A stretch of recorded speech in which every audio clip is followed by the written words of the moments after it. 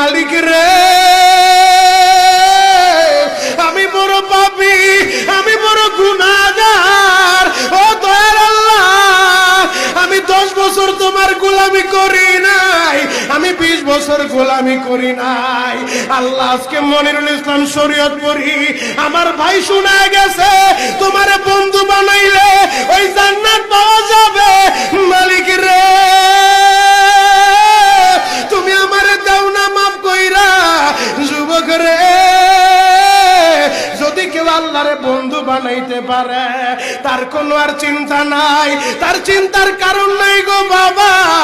এ যুবক ভাইরা, দাড়ি পাকা বাবাজিরা, সবাই আমার দিকে একটা নজর তাকান। এই যে দেখেন আমি হাতের ভিতরে আহারের টিস্যু দিয়া কাফনের মতো একটা দৃশ্য বানায় ফেললাম।